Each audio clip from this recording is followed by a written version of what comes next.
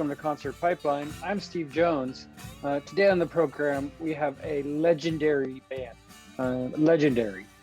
So legendary that they entered the Rock and Roll Hall of Fame in 2019 after 4 attempts to get into the Rock and Roll Hall of Fame, or 4 attempts to be inducted into the hall, let me say, in previous years. So this is a band that worked their way to that point, and we get to hear the story. I got the chance to talk to Rod Argent from the Zombies, and really enjoyed our conversation. It was a true honor to be able to talk to him and to get to hear about his start in music and kind of how he got to where they are now, which is they performed a show in the legendary Abbey Road Studios, which is where the Beatles recorded their album, of course, and where the Zombies also recorded Odyssey and Oracle, among other things. They recorded Odyssey and Oracle back in 1967. It was released well before I was alive, of course. Sorry. Yes, but mad respect in that direction. And honestly, like, barely scratched the surface. I didn't realize that I only had a half an hour with Rod. Otherwise, I would have kind of paced myself a little bit differently throughout the interview, but it all worked out. I got what I needed. We had a good conversation, and we're going to get to that in a little bit. In terms of what's going on in the world, in my world right now, I'll share a couple of updates. First off, first thing on my mind is the vaccine and where we're at with COVID. The Delta seems to be doing really well. I mean, well, it's not doing well. I think we're doing well with the Delta variant in California. And Gavin Newsom won the recall election, and that was a waste of $300 million of the taxpayers' money, which is just ridiculous. It's horrible. It's mind-boggling, and it was a waste of our time and money and efforts. But at least it ended the right way. For whatever people think about Gavin Newsom, and I don't want to get too political, I think he's done a really good job with the pandemic, which is proof by where California stands with vaccine rates and COVID numbers. So we're doing as well as can be. This is the place to be. I feel safe here. I feel safe for myself, my family, my friends. I'm happy to be able to go to some concerts on occasion, which is great. Went to Bottle Rock.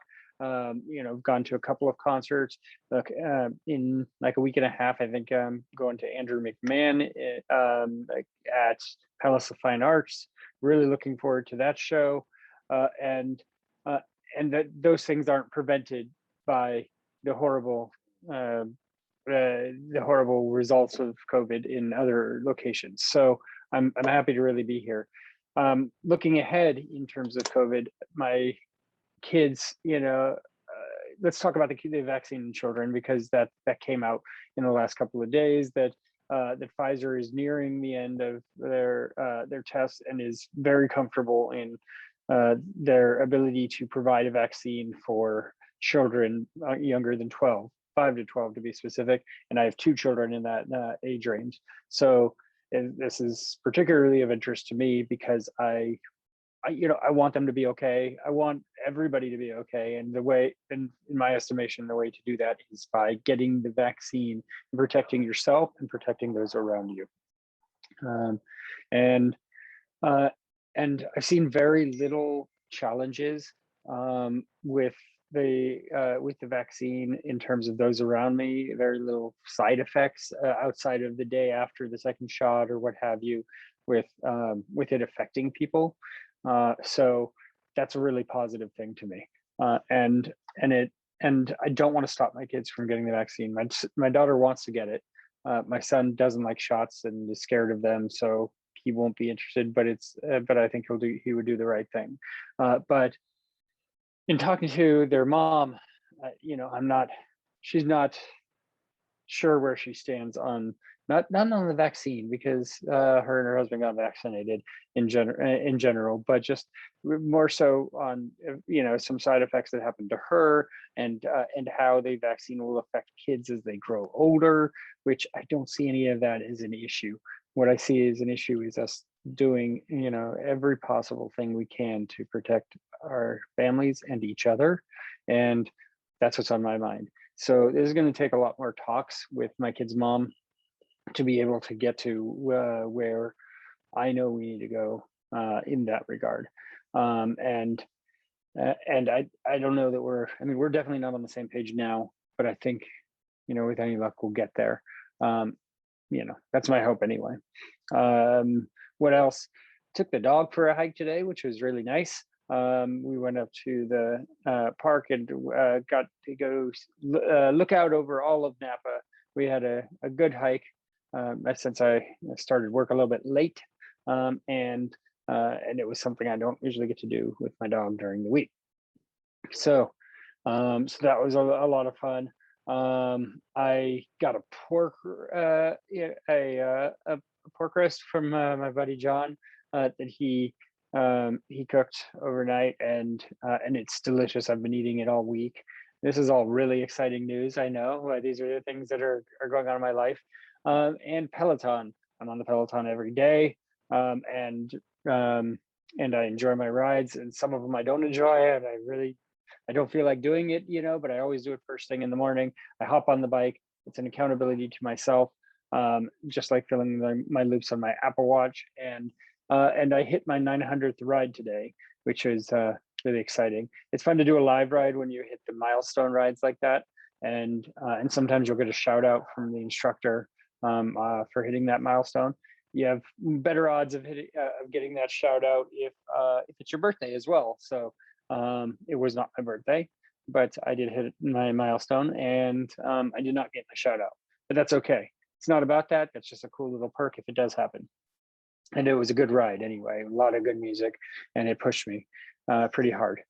Like when I'm on that Peloton, I tell you, I sweat and sweat and sweat, and I'm splashing sweat all over. It's crazy, but and so it's the effect that really makes it feel good for me.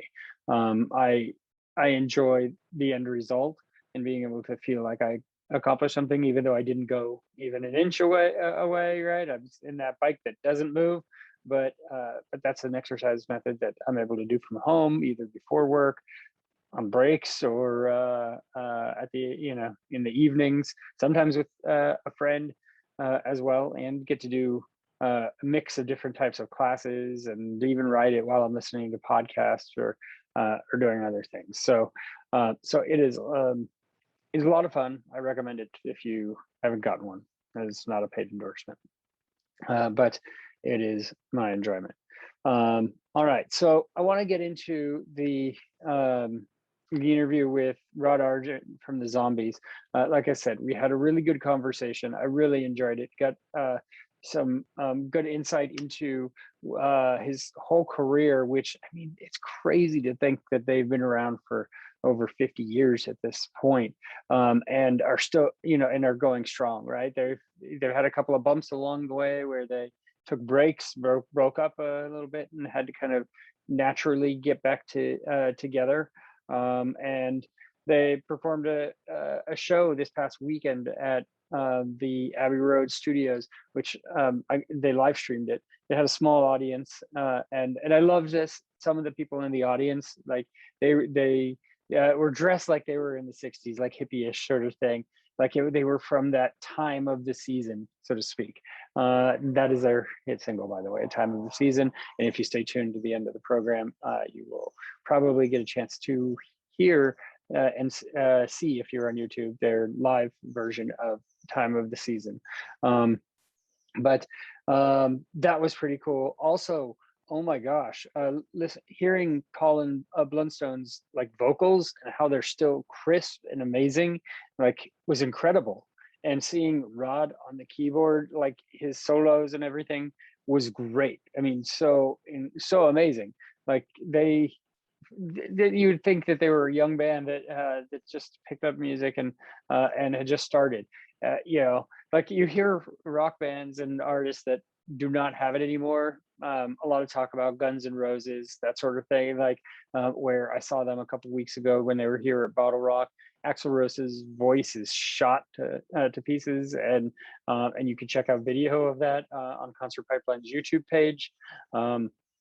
but they still have a lot of stage presence. Well, the Zombies put on a really awesome performance. I really enjoyed it, and I want to share some of that with you a little bit later. But first, we're going to get into the interview with Rod Argent from the Zombies. Here it is. Oh, I was asking how you're doing this afternoon. Yeah, fine, thank you. How are you? Oh, doing really good. Thanks. Yeah. Sorry. You're good. Got to get the right glasses. So Exactly. very cool. So I want to start out by kind of seeing how your last couple of years have been. How have you been holding up? How are things for you through everything that we've been going through? Well, I mean, at the start of it, to be quite honest, I loved the first 2 months because for the first time, I was at home with my wife during a spring period. And we're in a beautiful part of the world here in Hampshire. And for the first time for years, I was able to sort of, wander out with her. It's lovely countryside around here. And we're lucky enough to have a bit of space. So that was lovely. It felt like a sort of bonus. But after that, it wore off very quickly. And we started recording stuff for our new album, which we're very excited about. And just as lockdown was starting, it was still possible to get the rest of the band together and work on things. And we were really starting to rock and roll. And then suddenly it had to all shut down. And it was so frustrating. And we've got a bass player who lives in Denmark. And so that was even harder because we did some things remotely, and we got a couple of very good tracks doing it remotely. But I really wanted that experience of the band playing together that we've always been so used to from very old days. And we sort of moved away from that, but we've been coming back to that recently. So we can always react to Colin's guide vocal. I can always react to what the drummer's doing, and he's looking at me, and he reacts to, if I'm playing a solo and I actually, hit some phrase or chord or something, he can react to that. And it was a real shame. And so everything went into freezing. And it's lovely now to be able to get back to some way of picking up the threads. And we've now got 8 tracks of an album sort of half recorded. Some of them are completed. And actually on our Abbey Road concert that we'll be doing, we're going to be including for our sins 5 new songs along from the new album, along with all the other stuff that people would imagine that we'd be doing, like Time the Season and She's Not There and Tell Her No, and some deep Zombies cuts, and even a little bit of Argent here and there. But at the same time, it's always very important to us to have some new tracks too. Absolutely. And what a great opportunity to kind of help roll those songs out and to go back to where it, a lot of it began for you, right? I mean, tell me about Abbey Road Studios and the feeling of being there, the energy of that location. Well, we'll be, the concert is filmed in Studio 2, which is the famous studio that the Beatles did all their recording in. We did mostly our recording in Studio 3, to be honest, but we did use Studio 2 occasionally. And because we'll be having a live audience as well, it'll throw up some real technical challenges, because you have to, get the recording through the desk and everything, and through the wonderful equipment that they've got in Abbey Road, and using that sort of great acoustic. But at the same time, you've got the live PA mixing in with everything as well. And so it's going to be challenging. It's going to be really challenging, but it's very exciting. And it's great to be back in Abbey Road.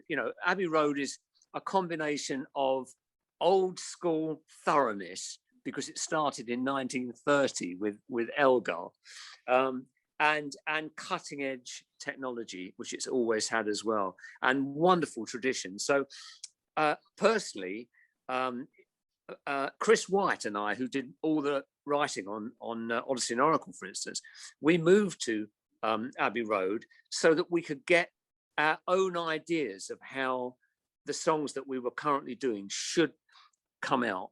And we were getting very frustrated with the way a producer was producing us. And we said, we have to get a deal ourselves to produce our own album. And Odyssey and Oracle was the first one that we did there. And we loved the result. We absolutely loved the result. Initially, it didn't sell at all, but gradually over the years, and of course, Time of the Season eventually became, 18 months later, became a huge hit. And then over the years, the album has gradually picked up momentum. And now every year it sells far more than it ever did, even when Time of the Season was #1. So it's an extraordinary thing. So that was our first experience of Abbey Road. And then I recorded with Chris White. I produced Colin's first solo album, which was called 1 Year, which I still think is an iconic album. And then I recorded with Colin about another 3 albums, which I co-produced. And then with Argent, at the first 2 albums that we did, we moved there and recorded Hold Your Head Up, and had our first worldwide hit with that. So it's got some wonderful memories for me, Abbey Road, and working with engineers that sadly are not there anymore, like Peter Vince and Jeff Emmerich. And Jeff has sadly passed away, and we saw him just before he died, actually. But a place of wonderful memories. So I'm sure it's going to be, a memorable night. Yeah, you're no stranger to be in there, that's for sure. Yeah, absolutely. Yeah, and so on Odyssey and Oracle, I know you use John Lennon's Mellotron. Tell me kind of about the experience using that and incorporating that into your album. Well, it was great. I mean, we moved in there just after the Beatles had walked out literally a week before, having finished Sgt. Pepper, and we started to record. And they'd left a lot of equipment, percussion equipment as well, but also notably, he'd left his Mellotron, which I'd never seen and never played. And I was just idly checking it out. And I thought, oh, there's no way we can afford an orchestra, but now this thing would be good.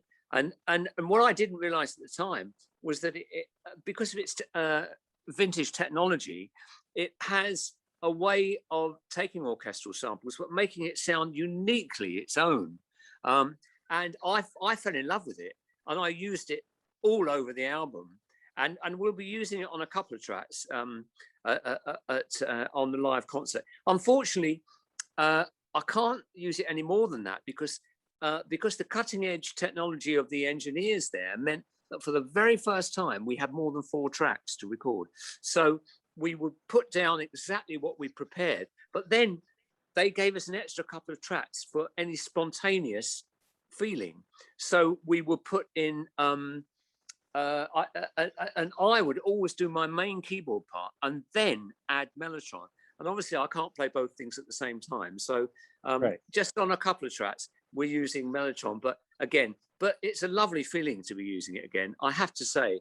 And it became a signature sound on the album, and we became one of the first bands to use it. And I never, ever got the chance to either speak to John or, first of all, ask him if I could use it, or secondly, tell him that I had used it. But thank you anyway, John. Have you met any of the Beatles? Yeah, I was on tour with Ringo in 2006. Oh, yeah, that's right. Ringo and his all-star band. Yeah. How was that experience? It was great, and I've always loved Ringo's feel on drums. I really have. He comes from a generation that had a slight swing in its playing, because when he was learning to play, he had that slightly crossover from the rhythm and blues and the early jazz things.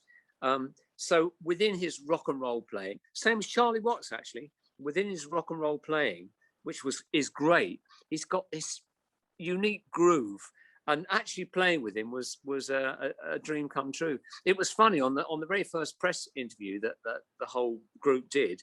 One of the questions to Ringo was, "It must be great playing with Rod again after all these years." He said, "I've never met the bloke." He said, "This is the first time I've ever met him." So it was lovely to do that. It was a great experience. Yeah. And so tell me about the creation of the Time of the Season keyboard solo that was so pivotal to that song, such a big part of it. Well, I always, right from the start, really enjoyed improvising solos, and that's one of the things that I still love doing live on stage. It's one of the things that really energizes me. And initially, all the solos that we ever played were completely improvised during the recording. That was true of the Time of the Season solo as well. In fact, I've heard alternate takes where the solo is absolutely completely different, and I don't know where I've heard those, but I have actually heard them on the radio somewhere. So someone has got hold of an alternate take. But obviously, when you become more and more used to it, it sort of crystallizes into something which you don't play the same every night, but you give references to the same motives every night now. But initially, it was completely improvised. And it was the same as She's Not There. I've got alternate takes of She's Not There where the solos are totally different. And that's one of the lovely things about playing with our band, that we can keep things fresh because everybody listens to everybody else, and everybody really gets off on the energy of creation as well as reproduction, you know. Yeah. Talk to me a little bit about your relationship with Colin and how it's kind of formed, you know, and kind of mutated over all the years that you guys have known each other and worked together. It's I met Colin on our very first rehearsal. I hadn't met him before that, and I actually founded the band, but my friend was the guy that was our very initial bass player, and he said that he knew somebody at school who played a bit of rhythm guitar and sang a bit. And I said, well, bring him along to the first rehearsal. And we hit it off immediately on that first rehearsal, and we became friends, and we've been lifelong friends ever since. But the thing was, I started off being the vocalist in the band for the first rehearsal. And I wandered over to a beaten up old piano in the corner. And I started playing Nut Rocker, which was an old B. Bumble and the Stingers hit, based on the Nutcracker suite, but it was a huge rock and roll hit. And Colin came running over to me and said, "You've got to play piano in the band. That sounds fantastic." I said, no, it's not that sort of band, you know. It's not a piano-based band. And he went, oh, okay. And then he was playing some rhythm guitar and he kept getting it wrong and everything. I thought, oh, this is not working great, you know. And then he sat down and during a coffee break, and he picked up his guitar, acoustic guitar, and started singing a Ricky Nelson song. Now, we both of us can't remember whether that was It's Late or what was the other one? I'll Never. Was it I'll Never Get Over You? No. Anyway, whatever it was, we can't completely remember. And I was totally blown away. And I said, "You sound fantastic." I said, "I'll tell you what. You're the lead singer in the band. We'll all do harmonies, you know, but you're the lead singer in the band, and I'll play piano, you know." And so we moved around right from that very first rehearsal, and that was the start of a long lifetime relationship, really. Even though, you know, we after the Zombies split up the first time, you know, we stayed in music, but we sort of moved away from each other, but always kept in touch. And I often sang the harmonies on his albums. I often played on his albums, and I often produced his early albums. But then my career with Argent got so all-consuming that I didn't really have the chance to keep that up. But we never lost touch. And then when we got back together in around 1999, late 1999, he asked me to do 6 gigs with him. And those 6 gigs have turned into 20 years of touring around the world. Yeah, and I'm sure the band would have been much different if you had kept the realm of the band lead, you know, as lead singer, right? So yeah. I know, but it was just one of those things, you know. And we were in love with rock and roll and in love with playing music, which we still are, actually. And it's still, you know, now we're in our 70s, for God's sake. I can't believe it. It's still, it's so rejuvenating to have to be able to get up on stage and play to people of all ages. I mean, people that have followed us all the way through, but we always have a young component in the audience as well. And young bands come up to us and who seem to relate to all the things that we did. And it's so energizing. And for those couple of hours on stage, it's no different, honestly, in terms of energy than when we were 18 years old. And I think there are almost no other professions that give you that. Yeah, absolutely. Tell me about the impact of Elvis's music on you and your music that you've been able to create. Absolutely enormous, because I grew up loving music, but I only really liked classical music for the first sort of 10 years of my life. And then my cousin, Jim Rodford, who was later founder member with me of Argent, was in the Kinks for all their biggest records, biggest singles like Come Dancing. And but he was 4 years older than me, and he played in a very, very early skiffle group, which I saw and was blown away with. But I went down to his house one day. He was always a mentor for me and for the Zombies as well. And he played me a couple of Bill Haley records, and I thought, yeah, it's okay, you know, but it didn't really rock my boat. But then he said, well, have a listen to this. And he played me Elvis singing Hound Dog. And it turned my whole world around. And I thought, I've never heard anything like this. Just, you know, I just melted, you know. And to my parents' horror, the next 6 months, I didn't want to listen to anything else except the rawest rock and roll I could lay my hands on. And that love has never gone away from me. Elvis, in his first 3 years, I've still got that stuff on my jukebox. I personally didn't really like his voice after that, but those first 3 years were just mind-blowing for me. And I think they changed the whole course of music history. And I think that he was so responsible for leading so many British musicians into the path of being able to hear rhythm and blues, to be able to get turned on to people like Ray Charles at that time. Very soon after I'd heard his version of Hound Dog, I heard Big Mama Thornton's version. So it got me into black music by proxy. But, you know, this was true of so many English musicians. And it was a seminal moment. And the extraordinary thing was that I found out that when we went just 8 years later, after I'd written my first two songs, one of those two songs went to #1 in America on the Cashbox charts, and then #2 or something like that on Billboard. And many years later, I was having an interview with an Irish DJ in the 90s. And I said, you know, we went to visit, and it's a long story, but we went to visit Elvis's house at one point. He wasn't there, but his dad answered the door. And he said, oh, Elvis loves you guys, you know. And we thought, well, no, he doesn't know who we are. But he said, but he's away filming at the moment, you know, and so he can't be here. But I was telling him this story, and he said, stop. He said, I'm an Elvis freak. He said, I can't believe you didn't know that Elvis had 3 songs on his jukebox of yours. And so here was this skinny white kid from, you know, callow white kid from England, going up to Elvis's house and not knowing that just 8 years after my world and the whole world had been turned around by this magical earthquake, you know, that was Elvis, that he had my songs on his jukebox. Absolutely unbelievable. Absolutely, absolutely. Now, so the original band, like, you broke up because you didn't see traction, like, that was actually happening to the band, right? Like, I mean, you guys were relevant and you guys were making a mark out there, but you weren't able to visually see that. Tell me a little bit about that. Well, we were very much based in England at that time, and we had less success in England than anywhere else in the world. But the world was a big place in those days, and you didn't always know what was happening in other territories. But it meant that Chris and I, who wrote songs, had a very good income, even in those early days. But because we were so ripped off from a performance point of view, along with many other bands, I have to say, nobody else in the band was earning any money at all. They were just breaking even. And it got to the point where our guitarist said, listen, he said, I'm getting married and I've got no money. I'm going to have to move on. And then the other guys in the band that didn't write were making similar sort of noises.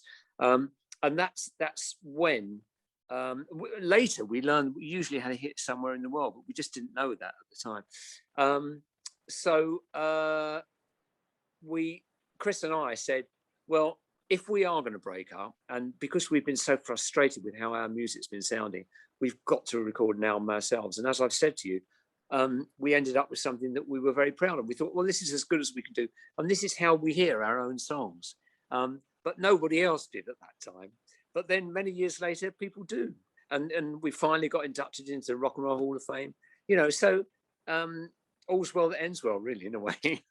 I would say so. And the Rock and Roll Hall of Fame, I want to talk to you not just about the experience of, of doing that, because I mean that's remarkable, but you were nominated 4 times before you being selected. So that's the part that's really interesting to me, is like, okay, the Zombies are nominated for the Rock and Roll Hall of Fame. You get your hopes up to a degree, I'm sure, right? But then it comes again the next year and the next. And so what was that like for you? Well, Colin and I thought it was all over. And we thought on the third time, because we were getting more and more fan votes, it was going up and up and up. And we thought, well, it's not stopping. That's brilliant. And we thought we got a really good chance of getting in this time. We didn't. And we thought, well, that's it. Nobody's going to nominate us again, because it's your peers that nominate you, and have to really mainly vote you in. So we'd forgotten about it. And then to our amazement, we were nominated 2 years later, I think. I think there was a year when we weren't. But anyway, something had seemed to happen by that time, because our audiences in the States particularly were growing all the time. And particularly down south, where initially we couldn't get arrested. But then, by about, I don't know, 2015, something like that, we were playing to big audiences in the South, and we thought, this is building, it's incredible, it's building so much. And then something happened in that last year where lots of quite famous people we'd heard had come to see us, and some of them came backstage afterwards, people like Don Henley and Graham Nash one night, and Dave Grohl, and we thought, well, something's changing, and then we were sort of nominated, and we got in. And I remember doing an interview at Sirius XM, I think, or it might have been somewhere else. And I suddenly looked in the corner, and I thought, there's Don Felder, from the Eagles. And he came over to Colin and me and said, oh man, I voted for you. And I thought, that's lovely, And I thought, well, there's something in the air. And then we got in, it was great. And what was the experience for you that night? I mean, I watched your speech, I watched the performance and everything. What was that like for you to kind of be accepted in that capacity? It was really great. And there was we had a little get together with our management, and a few people came to our hotel the day before. And I know one of, but it was quite something that we hadn't quite expected in a way. Some of the bands surprised us. Like, I would never have thought, for instance, that The Cure would have had much influence from us or known a lot about us.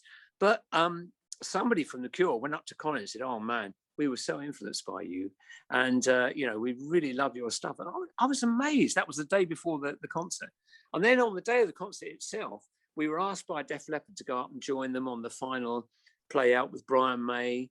And we thought, well, that's lovely too. And they wanted us to play all the young dudes, which actually, this is a bit technical, but actually I said, what key is it in? And they said, well, it's in D, but we've tuned down to C sharp. So Ian Hunter was singing it.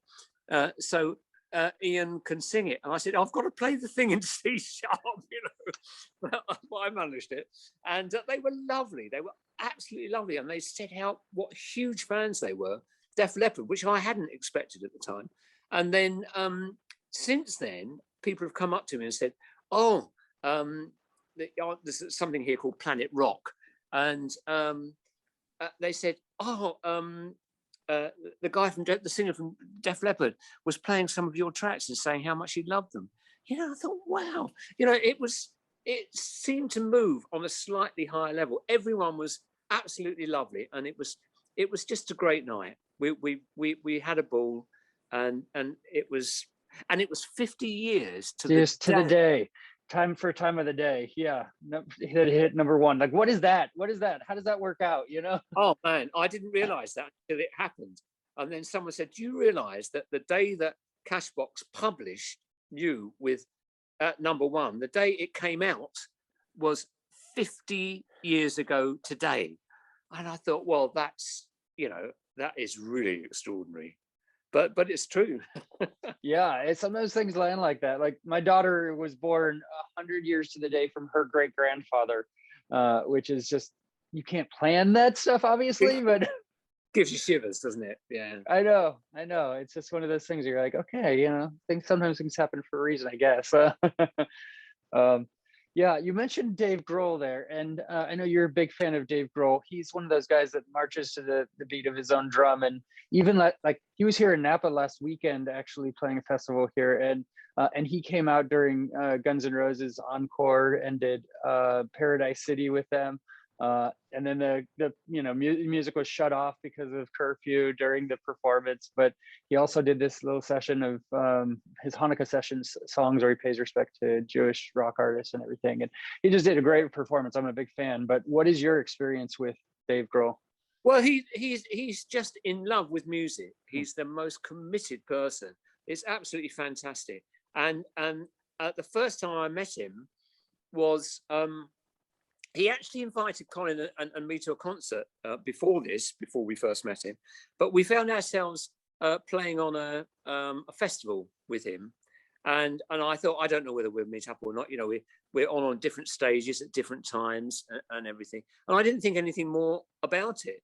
And we played our set, and as I was walking off, and I'm glad no one engineered this, because I get a bit nervous actually meeting people that are well known. I honestly do. I'm always worried about putting my foot in it. And I walked off, and as I walked off, I thought, who's that guy standing on the stage there?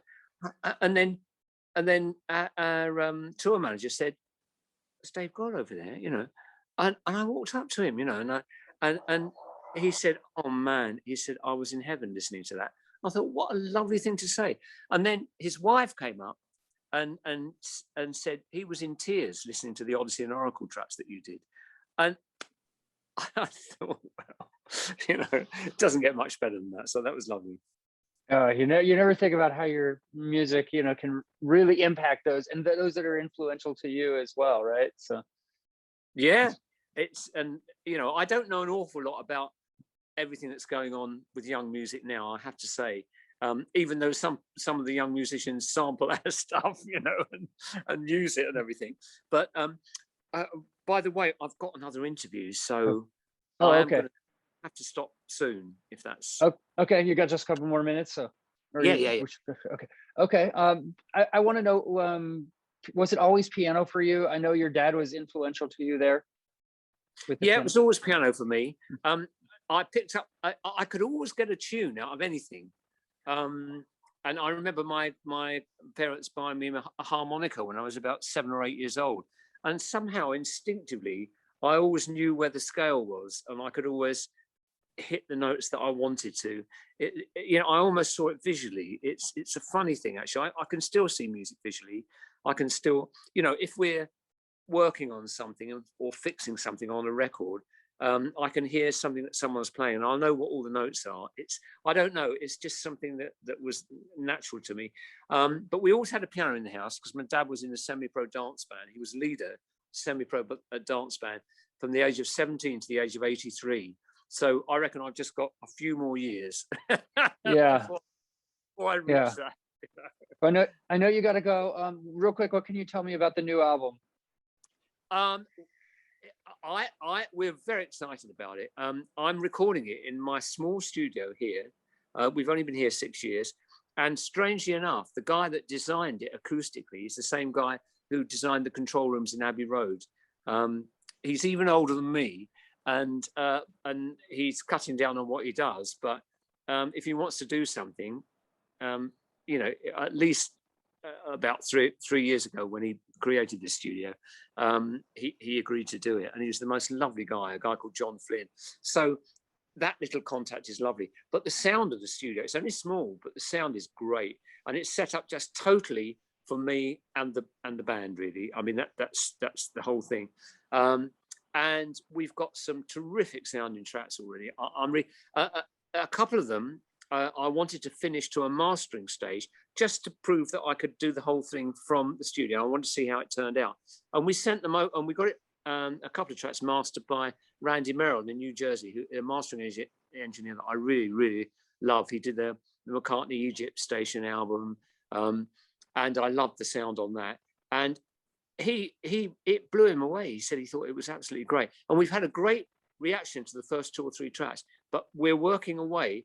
We're using on 3 of the tracks on 3 of the tracks on the album, which we'll be doing at Abbey Road. We're using a string quintet as well, in addition. And I wrote 2 of the string scores, and the other one was written by a guy called Chris Gunning, who did all the string scores for Colin on his 1 Year album, which I thought was absolutely beautiful. So that side of things is very exciting as well. And I think I've personally, at the moment, I think I've written some of the best songs that I've ever written on it. So we're very excited about it. Well, that's a great place to be at this point, in your career, to still be loving it, still be making the great music that you want to, and I look forward to the Abbey Road show as well, and hopefully getting to see you out here on the West Coast. I know you got a big tour planned, that would be very cool. It'd be nice to meet you in person. Absolutely. Well, Rod, thank you for your time. I appreciate it. I hope you have a great rest of your day, and we'll be hearing from you soon. Okay. Okay. Thank you so much. Thanks. That was the interview with the Zombies, and that takes us to the final segment on the program, the music news.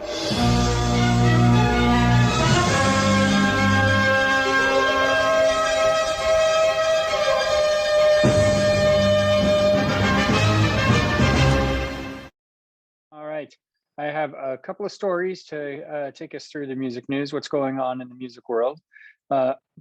First off, it involves Phil Collins and his future with Genesis due to his ill health.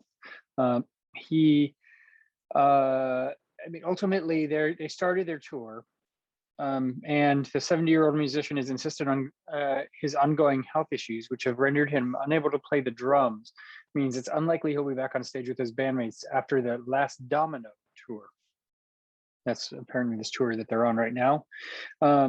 Phil told the new issue of Mojo magazine, "This English and American tour, that'll be enough for me." Although keyboard player Tony, 71, suggested, "I think it depends a little bit how it goes, how Phil stands up to it all, how the audience receives it, and how we all feel about it, really." Phil's son, Nick Collins, is replacing his father on the drums. Interesting. He said, "I'm kind of physically challenged a bit, which is frustrating because I'd love to be playing up there with my son." Just last week, the In the Air Tonight hitmaker admitted he can barely hold a drumstick in his hand. And he suffered a long time with his health as he injured a vertebrae in his upper neck while performing in 2009. A couple years later, about 2 years later, he stepped back from performing due to crippling nerve damage, which left him unable to play the drums before returning in 2015. And some of his most recent solo shows saw him performing from a chair. So he gave a devastating update to BBC Breakfast. He said, "I'm kind of physically challenged a bit, which is frustrating because I'd love to be up there playing with my son." And asked if he could still play the drums. He said, no, I would love to, but I can barely hold a stick with this hand, so there are certain physical things that get in the way. So hopefully his son is able to carry that torch and move on with the band. So, all right. Next story is about the Fugees. They announced a reunion for 2021 World Tour celebrating 25 years of the score. So this is exciting news for Fugees fans. After years of speculation, Fugees have announced that they're set to reunite for a 2021 World Tour. And this hugely influential hip hop group, which includes Lauryn Hill, Wyclef Jean, and Pras Michael, attained great success in the 90s with only 2 studio albums, 94's Blunted on Reality and the classic 96 record, The Score. They split for the first time in 97, and while they briefly reformed in 2004 and 2006, they've been inactive since then. So it's been a while since they've been around. And so they're going to tour this later this year. Their special secret pop-up show in New York that just happened before the arena shows begin in November in Chicago. So the dates include Chicago, Oakland at the Oakland Arena on November 7th. So tickets, I believe, just went on sale for that. LA, Atlanta, Miami, Newark, and Washington, D.C. in the US, and a couple of dates abroad as well. So if you're a Fugees fan, hop on those tickets. Okay. So Liam Gallagher, he canceled his Belfast show after breaking his nose following a helicopter accident. He was due to play Ormeau Park this weekend, but he fell out of a helicopter following his Isle of Wight set. He fell out of a helicopter. How does that happen? How does that happen? How does that happen? I gotta wonder, right? So posting on Twitter after the accident, he shared a picture of his injuries along with a post that said, "So check this out. I fell out of the helicopter last night. You couldn't write it." Earlier in the day, he closed the first day at the Isle of Wight Festival with a set that included a number of his solo songs alongside some Oasis classics. And so apparently he broke his nose following the fall, following it, not even on it. I'm really confused about what's going on here, and is unable to sing, forcing him to postpone his show on June 24th. He says, absolutely gutted to cancel my Belfast show this weekend. I had an accident and busted my nose and can't sing. The doctors have told me to rest up. Apologies to all the people who had bought tickets. The show is being rescheduled. I'll make it up to you. Wow. All righty. That's an interesting one, right? Well, that's Liam. Let's go to the other Oasis brother, Noel, because there's a story regarding him as well. He says he would like to record an album of Oasis reworks. Comes after he recently debuted a new version of Live Forever. He recently performed a stripped-back version of Live Forever for a session for BBC Radio 2. According to the Daily Star newspaper's Wired column, he's now said he'd be open to doing a full LP of similar reworkings. He says, I would be interested in doing an album of reworks in a style that the version of Live Forever, a bunch of Oasis reworks might be nice to do. He said the original version of Live Forever is a young guy's song who's singing it with his life in front of him. When I hit that chord, I was like, this is like an old fella's chord who is looking back on his life. And he's also had previously said that he'd like to embark on a solo tour playing only Oasis tracks. So he's having a bit of nostalgia for Oasis. Seems like both of them are incorporating Oasis into what they're doing, which is good that they don't shut out that part of their lives, because they know Oasis fans want to see them live, right? Okay, this story was interesting to me. Eric Clapton, he's been very outspoken about the vaccine. He's been staunchly opposed to venues requiring COVID safety measures, and most recently, he's given a performance in New Orleans at a venue that requires evidence of a COVID-19 vaccine or negative test result, effectively undoing the stance he took against such measures earlier this year. So back in July, Clapton vowed never to perform at a venue that required proof of vaccination. Shortly after, UK Prime Minister Boris Johnson announced the vaccine passes would be required to enter nightclubs and venues in the country, Clapton said, I reserve the right to cancel the show. Well, he didn't cancel the show, and he broke his vow. So according to the venue's website, they require all those in attendance to have received at least one dose of a vaccine or provide a negative test result taken within 72 hours of attending the event. Surprising they don't require both doses. And to wear a mask while not eating or drinking. So despite that, the artist is vaccinated, but he criticized the propaganda promoting the vaccine safety, even claiming in May that he had a disastrous reaction after experiencing side effects. He said, I took the first jab of AZ and straight away had severe reactions, just lasted 10 days. And he said, I recovered eventually and was told it would be 12 weeks before the second one. About 6 weeks later, I was offered and took the second AZ shot, but with a little more knowledge of the dangers. Needless to say, the reactions were disastrous. My hands and feet were either frozen, numb, or burning, and pretty much useless for 2 weeks. I feared I would never play again. Yeah, but the propaganda said the vaccine was safe for everyone. Sorry for whatever happened to Mr. Clapton, related to the vaccine, but it's the right thing to do to take it. So, all right. So, one more story to wind us out here, and of course that involves Mr. Dave Grohl of the Foo Fighters, and he has unveiled a storyteller book, tour dates. First off, he has a book that he's putting out called The Storyteller. Lots of Dave Grohl stories, which is really awesome. If you want to hear some Dave Grohl stories beforehand or read some, you can check out Dave's True Stories Instagram. and he's posted a handful of stories on there, including interaction with Prince. I think he had one with Bowie that he wrote about, and he's got many more stories coming in this book. But there's, but Dave Grohl doesn't slow down. He doesn't stop. He's doing a book tour. So it's a very limited run of intimate evenings that'll see and hear him bring his first book to life. It's just described a collection of memories of a life lived loud. And the book is out October 5th.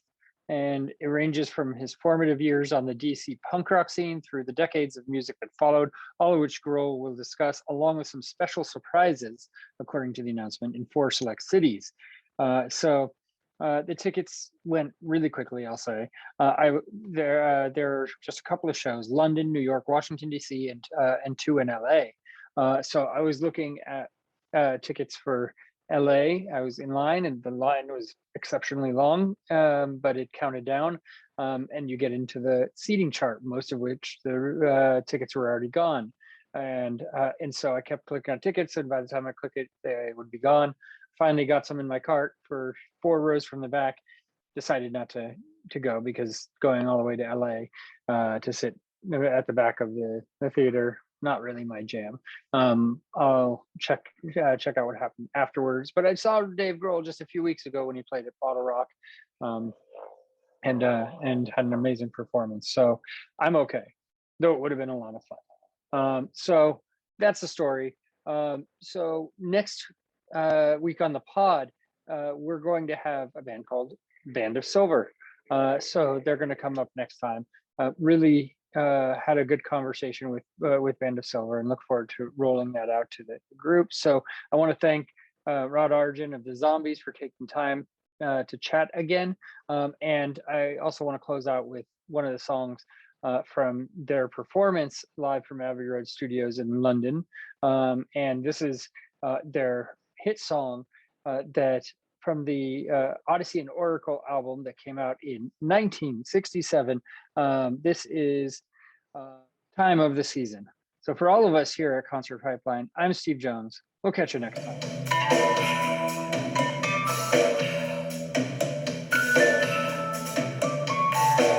It's the time of the season, love runs high. In this time, give it to me easy. Let me try with pleasure and hand. Take you in the sun to promised land, to show you everyone. It's the time of the season for loving.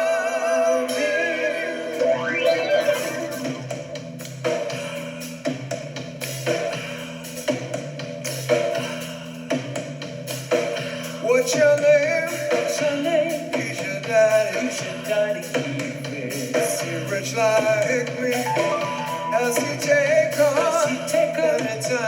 anytime to show you what you need to live? Tell it to me slowly.